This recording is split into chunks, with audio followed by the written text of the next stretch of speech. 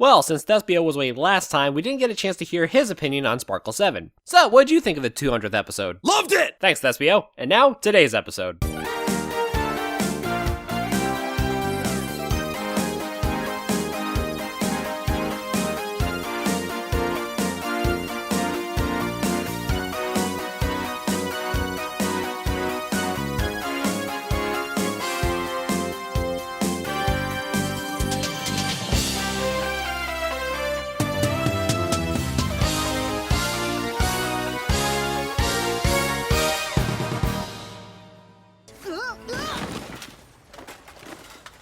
Hold this.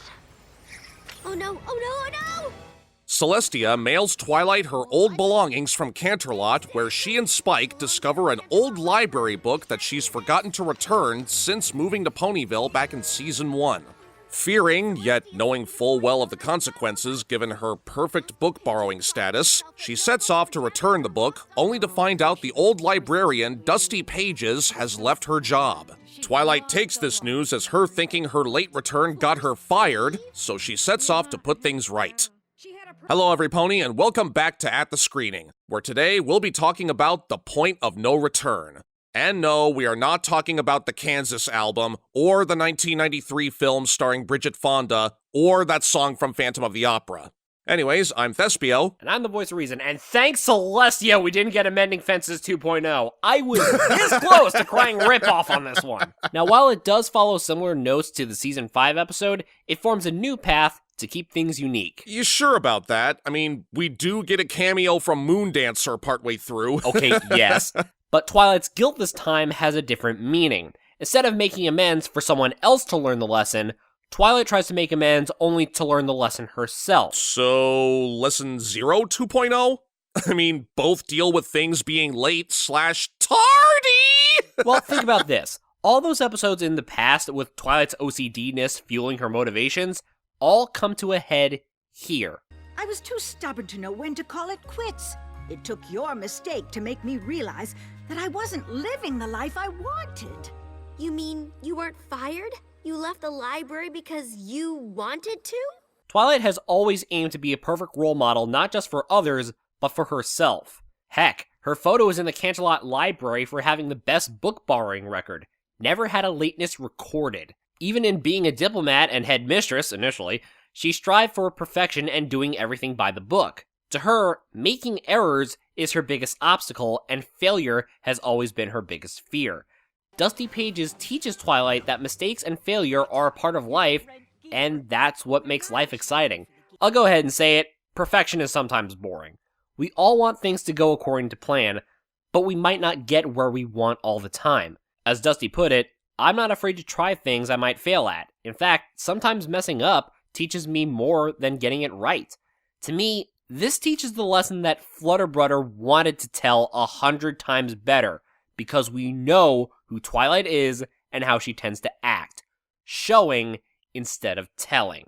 Well, I'd argue that both Flutterbrudder and The Point of No Return do share the same topic of feeling like a failure, but in different contexts. I can understand you having hang-ups with Zephyr Breeze, and at the end of the day, it depends on personal perspectives, but I will agree that this episode, even with a different context, is a bit more generally relatable, especially given Twilight's status, and also how I think it can mirror some of the thoughts and feelings of other well-known people in this fandom, myself included. Sometimes when someone who's known by a lot of people makes a simple mistake, it may or may not have disastrous consequences, and that fear of not knowing what will truly happen can be crippling to feel sometimes. I admit, I can relate to it a lot, hence why Twilight is one of my favorite characters.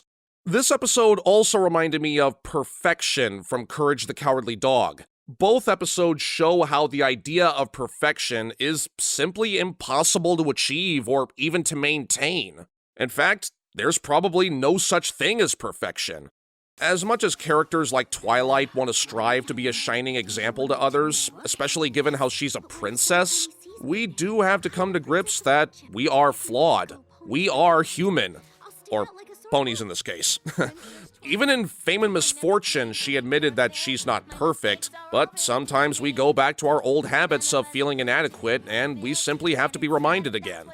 It's a never-ending cycle, and the way this episode told this message was nothing short of brilliant. Not only from the dialogue, but with some of the visual metaphors, such as the fruit-stained book. Yeah, not to mention the anvil of irony just from the title alone. Now, I know we jumped headfirst into the moral because it's just that good, but we can't forget about the players on the stage. Once again, Spike proves himself to be the best supporting character in the series in more ways than one. Spike is always keeping Twilight on the right path, even when she's afraid to talk about returning a book late. Essentially, he keeps her Twilighting to a minimum. Now, again, are you sure this isn't Lesson 0 2.0? I'm pretty sure. But aside from our main players, there were a lot of other great little tidbits we discovered while watching, such as seeing what a pony retirement home is like, a quote-unquote G1 Star Swirl figure, an equestrian version of paintball, possibly inspired by the Hooffields, and of course another appearance from our favorite male mare, Derpy. Now, I'm actually really glad that the staff finally managed to find a middle ground characterization for Derpy, to where not only is she still a subtle shout out to the fans, but she's not met with any out-of-nowhere extreme hostility unlike in the last roundup. But, sadly, as much fun as she is to watch, it still kind of proves that the Equestrian Postal Service is terrible. Especially in this moment here, where we see that apparently no one believes in forwarding addresses. I mean, no wonder this new meathead pony has all those signs posted everywhere. No carolers either. No surveys, no petitions, no free literature. I suppose all that's left is a sign for no Jehovah's Witnesses. You proud of that one? You're damn right I am. Right. Also, if this prohibition symbol is any indication, no alcohol either. No problem. But anyways, who else thinks Dusty's the coolest senior citizen in Equestria? Wait, are we talking Dusty Pages or Dusty Cat? Zing! Dusty Pages. I meant Dusty Pages. I don't think Dusty Cat qualifies for AARP yet. Thank you. I'll be here all week. But, yeah, Dusty Pages was such a cool character to watch. Not only was she nice and straightforward, I love how she's still willing to try out new things now that she's been freed from her old library job, as she put it. Which, again, helps drive home this very mature and well-done moral. But I will say this. If she doesn't join the Golden Horseshoe Girls in Las Pegasus somewhere down the line, I will be extremely disappointed. Well, she does seem to know who Apple Rose is, so it's possible. But either way, if you couldn't tell, we give the point of no return 2 hooves up. Absolutely. Aside from some pacing issues and feeling like it dragged a bit here and there, I still think this is another fantastic entry to the list of mature-themed episodes that I feel will satisfy both adults and children. Speaking of which, next week's episode will feature both adults and children, as Patton Oswalt returns alongside his wife and daughter in Common Ground. Until then, I'm Thespio. And I'm the voice of reason. Thanks for stopping by the balcony.